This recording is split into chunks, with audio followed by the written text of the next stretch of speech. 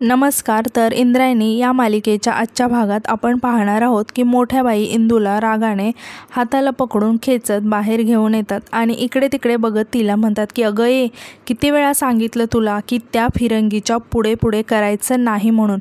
मग इंदू घाबरून म्हणते, अहो मी काय केलं. यावर मोठ्या बाई इंदूला रागाने शांत बसायला सांगतात आणि म्हणतात की मी जे काही सांगितलं ते कान देऊन ऐक. तिने जर तुला तुझं नाव विचारलं तर सांगायचं नाही. मग इंदू टेन्शनमध्ये येऊन म्हणते, पण तिने जर मला नाव विचारलं तर काय सांगू मग मी.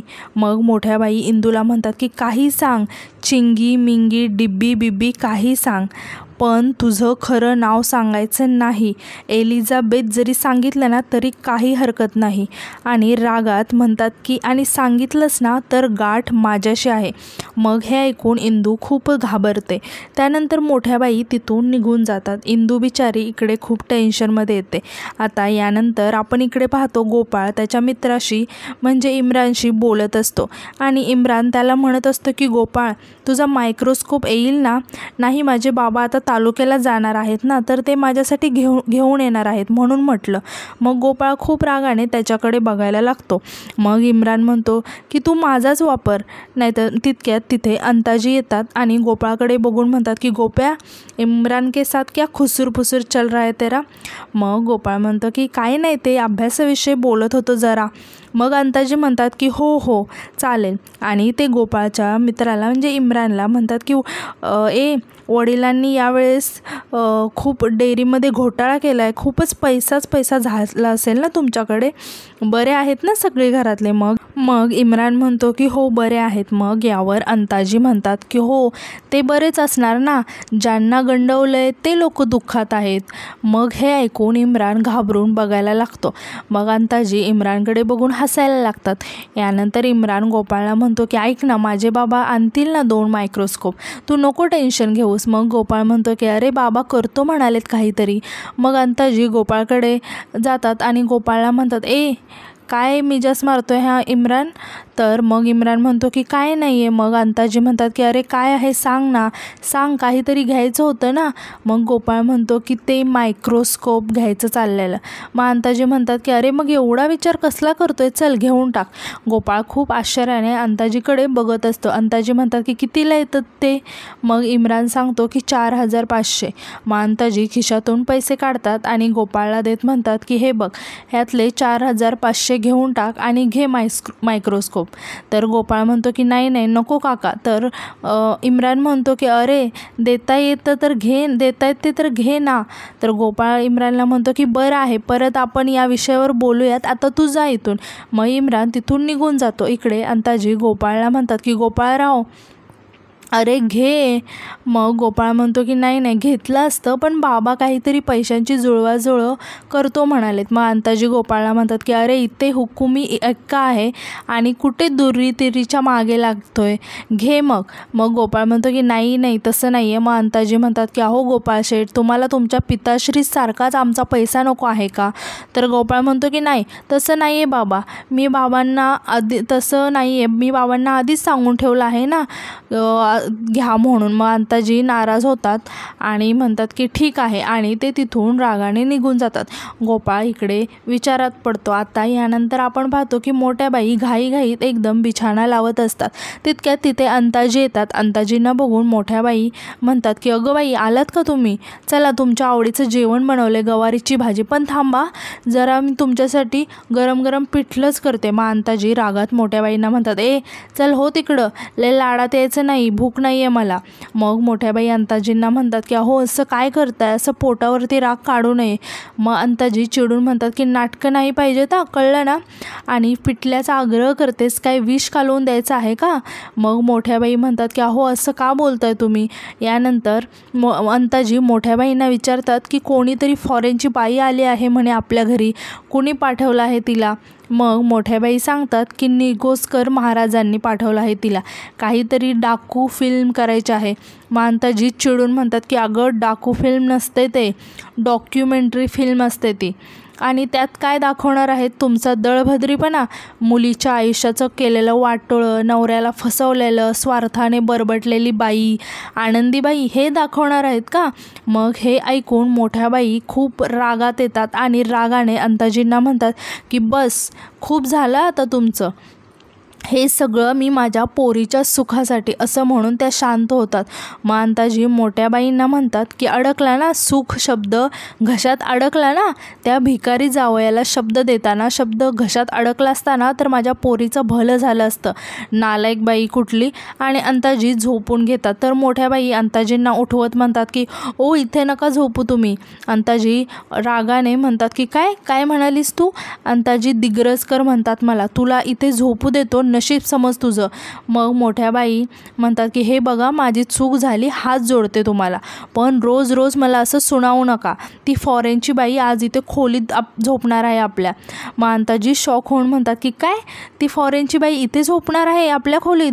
ती काय एलिझाबेथ लागून गेली काय? आणि एवढा मोठा वाडा आहे, कुठेही झोप म्हणावं, आणि हा अंताजींचा बेड आहे, आपण नाही उठणार इथून. मग मोठ्या बाई म्हणतात की ठीक आहे, आतच आहे ती आली की सांगा मग तुम्ही तिला तुमच्या भाषेत, असं म्हणून मोठ्या बाई इरिनाला बोलवायला जातात. अंताजी एकदम घाबरून म्हणतात की थांब थांब, ती फॉरेनची बाई आतमध्ये आहे.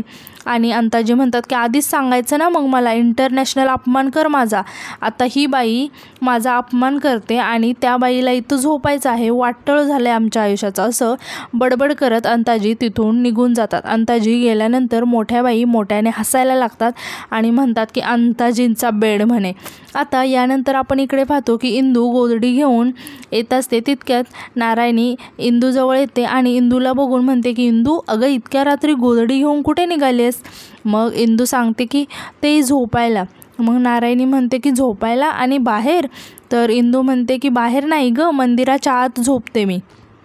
नारायणी आश्चर्याने विचारते की मंदिरात? अगं पण का? तर इंदू सांगते की अगं ती करिश्माताई आली आहे ना, मग खोलीत जागा पुरत नाही, म्हणून मीच म्हटलं की मंदिरात झोपू. इतक्यात सुशीला तिथे येते आणि जोरात ओरडून म्हणते की ए आळंबळम, या पोरीचा ना इथून पायच निघत नाही. आणि त्या रागात इंदूजवळ येऊन ती म्हणते की अजून गेली नाहीस का गं इथून? तर नारायणी म्हणते की सुशीला आत्या, अजून इंदू किती लहान आहे आणि तुम्ही तिला एकटीला मंदिरात झोपायला का पाठवताय?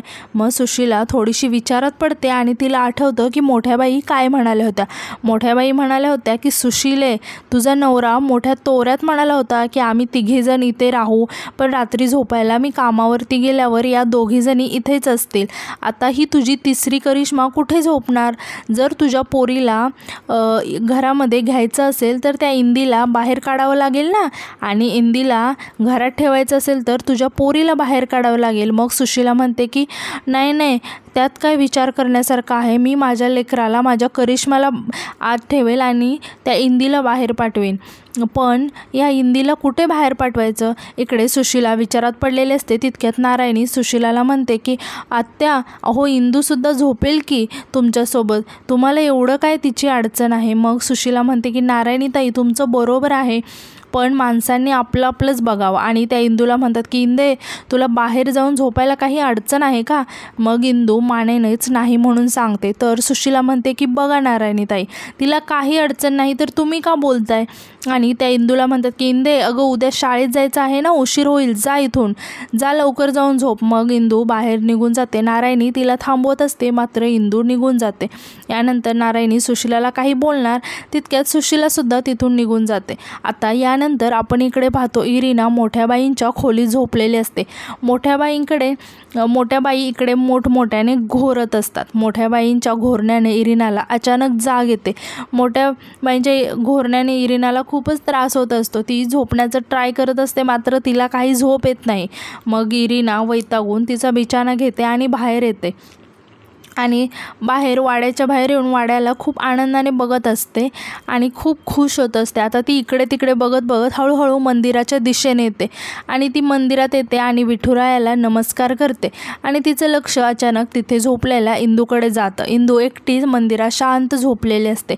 इरिना इंदूकडे खूप प्रेमाने बघत असते आणि ती इंदूजवळ येऊन तिच्याजवळ बसते आणि तिच्या डोक्यावरून प्रेमाने हात फिरवायला लागते आणि स्वतःशीच मनात म्हणते की किती शांत झोपली आहे आणि किती किती निरागस आहे, मी तिचं नावसुद्धा विचारलं नाही. आता यानंतर इरिनासुद्धा मंदिरात असणाऱ्या एका बाकावरती झोपून घेते आणि झोपेतच इरिनाचा हात अचानक इंदूच्या हातापाशी पडतो. इंदू इरिनाच्या हाताला धरून झोपते. आता दुसऱ्या दिवशी पहाटे सकाळी आपण पाहतो की बाळंभट हे मंदिरात आलेले असतात आणि ते इरिनाकडे बघून आश्चर्याने म्हणतात की फॉरेनर बाई एवढ्या सकाळी इथे विठुरायाच्या मंदिरात. तितक्यात इंदूसुद्धा त्यांच्याजवळ येते. मग बाळंभट म्हणतात की इंदू बाळा, या तर इथेच येऊन झोपल्यात, मी आता आरती कशी करणार? मग इंदू म्हणते की मला वाटतं या रात्री इथे खूप उशिरा येऊन झोपल्या असतील. मग बाळंभट म्हणतात की अगं पण आता आपण करायचं काय? मग इंदू म्हणते की मला वाटते की आपण यांना दुसरीकडे झोपा असं सांगावं लागेल. मग बाळंभटसुद्धा म्हणतात की हो हो सांग. मग तितक्यात तिथे गोपाळ येतो आणि इंदूला म्हणतो ए इंदे, आणि तो इरिनाकडे बघून खुश होऊन हसायला लागतो. तर इंदू आश्चर्याने गोपाळला म्हणते झोपलेल्या माणसाकडे असं बघून हसायला येतं का तुला? मग गोपाळ म्हणतो की अगं हसत नाही मी, आनंद होतोय मला, बघ ना कशी परीसारखी झोपली आहे ती, किती गोड हसते, काहीतरी गोड स्वप्न पडलं असणार बघ तिला आणि मी चालू असणार बघ तिच्या स्वप्नात. हे ऐकून बाळंभट गोपाळकडे बघायला लागतात. इंदू गोपाळला म्हणते की हां आला मोठा स्वप्नात येणारा. इंदू इरिनाकडे जायला लागते. तितक्यात गोपाळ तिला म्हणतो की जंगली वेडो कुठे जाते तिला उठवायला? तर इंदू म्हणते की मग विठुरायाची आरती कशी होणार? मग गोपाळ इंदूला समजावत म्हणतो की जरा हळू बोल, शांत बस, उठेल ती. आता सगळ्यांचा आवाज ऐकून इरिनाला अचानक जाग येते. इरिना घाबरून उठते आणि म्हणते की सॉरी, आणि बाळंभटला म्हणते की नमस्कार गुरुजी, रामकृष्ण हरी. बाळंभटसुद्धा इरिनाला रामकृष्ण हरी म्हणतात. मग इरिना अजून एकदा म्हणते की सॉरी मी इथे. मग बाळंभट इरिनाला समजत म्हणतात की नाही नाही असू दे असू दे. यानंतर इरिना गोपाळकडे बघून म्हणते की गुड मॉर्निंग गोपाळ. तर गोपाळ खुश होऊन म्हणतो की गुड मॉर्निंग, आणि तो तिला विचारते की but why are you sleeping here? मग इरिना सांगते की मी तिकडे झोपली होती पण मी बघितलं ही इथे झोपली होती, मग मी पण इथे येऊन झोपले. मग गोपाळ रागाने इंदूला म्हणतो की बघितलं का इंदे, तुझ्यामुळे त्या इथे येऊन झोपल्यात. मग इंदू म्हटले की मी त्यांना बोलली नव्हती की इथे येऊन झोपा. आणि इंदू आश्चर्याने इरिनाकडे बघायला लागते आणि आजचा भाग इथे संपतो. तर तुम्हाला माझे रिव्ह्यूज कसे वाटतात हे कमेंटमध्ये नक्की सांगा आणि आपल्या चॅनलला सबस्क्राईब करायला विसरू नका. धन्यवाद.